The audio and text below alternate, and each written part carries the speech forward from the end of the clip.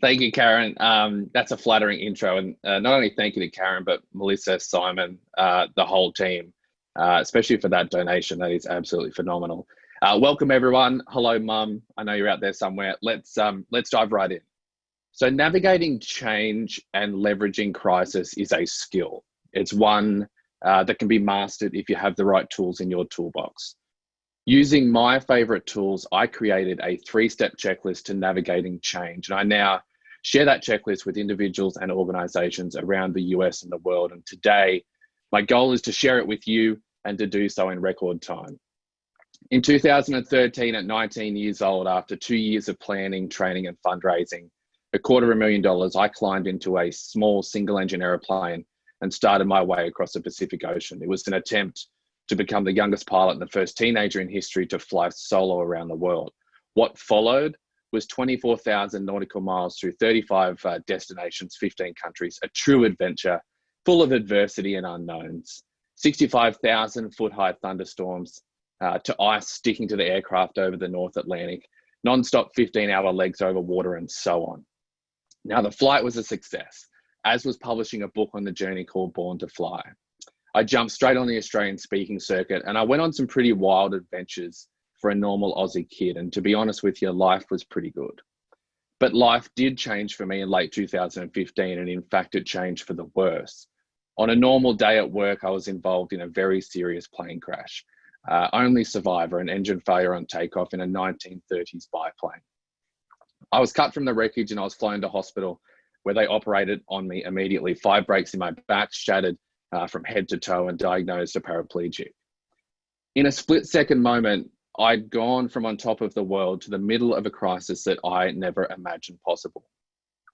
What followed was not only 6 months in hospital and 18 months in rehabilitation, but an unbelievably hard journey, not just back to walking, but back to flying again.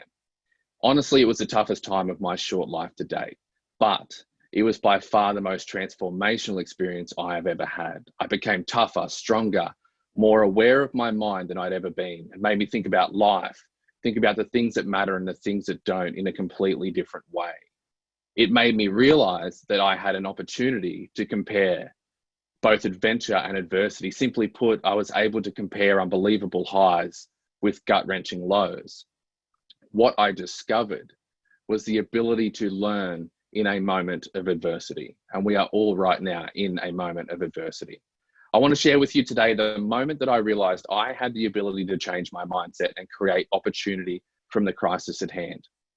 It happened the first day that I was wheeled into the physical rehabilitation gym, a place where paraplegics and quadriplegics were doing everything they could to coach their bodies back to life.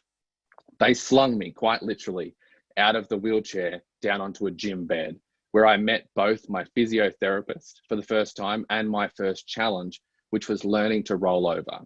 Now, I went through the processes of rolling over, and honestly, I gave it a red hot crack, as we would say in Australia. But as my body started to rotate, the pain in my back was unbearable. I ended up stopping halfway. I was on my side with my arm bent, and I happened to look through a small hole made by my elbow. What I saw was a young guy in a big wheelchair. His name was Ben. He slipped over cleaning a floor. In his early 30s, he was now quadriplegic, no movement below the chest and very little in his arms and his hands. Ben was staring right at me. And in that moment, my life changed. Here I was feeling sorry for myself, sad that this was my new reality, angry that I couldn't control everything from bodily functions to my legs, let alone fly, which is what I wanted. Yet in that moment, I realized what Ben would have given for just one chance at rolling over, just one. Honestly, I felt like the worst human on the face of the planet. Now, I thought about that moment a lot ongoing. Ben provided me perspective and he taught me a lesson. He had shown me the opportunity I had to adapt. He'd shown me that my situation was in fact an opportunity to learn. Ben made me grateful. So throughout my recovery, I continued to pick up new tools, ways to combat the challenges I face day to day, whether that be life in a wheelchair, whether that be rehabilitation, my first steps, a whole list of physical challenges, along with the mental mountain I had to climb. Now, I can tell you that just after 6 months in hospital and a year and a half in rehabilitation, not only was I lucky enough to walk, but I was back flying modified aeroplanes and even some helicopters. Now, I'd learnt an unbelievable amount, but I also knew that adversity and the challenges we face on a day-to-day basis are very complicated. And I wanted a simple way to deal with them as they arrived, something that I could share. I found the solution in the form of a checklist. Here's why. When a pilot is flying and he notices a red light or he hears a warning buzzer sound, he doesn't just start pressing buttons and pulling random levers, despite what Hollywood might tell you.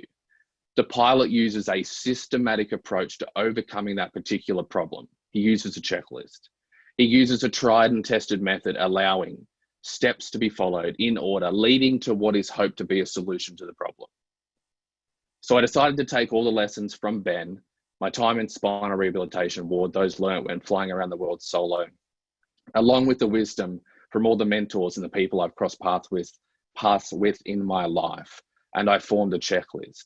It is not a checklist for an aircraft, but it's a three-step checklist to navigating change. The first step is gratitude, the second is confidence, and the third is resilience. I want to challenge you today to apply the checklist to the challenges you face. Now, these are not solutions, as we all have different problems, but it's a way to adopt a mindset that allows you to navigate those challenges with far more ease. One is gratitude. I want you to take the problem you are facing and I want you to find thankfulness within it, even before you begin to work through it. Despite how bad the problem seems, there is always something to be grateful for. Ben showed me how to be thankful. Finding gratitude made me realize that I was lucky to be a paraplegic. I never thought I would say that, but lucky to be a paraplegic. It changed my entire mindset early on in my recovery. And I honestly wouldn't have made it. I wouldn't have made it here without it. The second is confidence.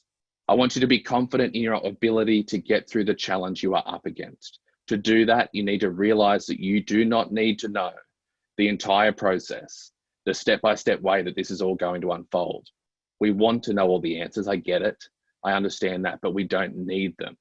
Instead, we can find confidence in your ability to get through that challenge by locking in the next step. So think. I want you to brainstorm. I want you just to decide what would be your next best move, and I want you to lock it in. And the third is resilience. And I have bad news, and that is that the golden nugget of how to get through life with ease simply does not exist, right? The fact is, life sucks sometimes.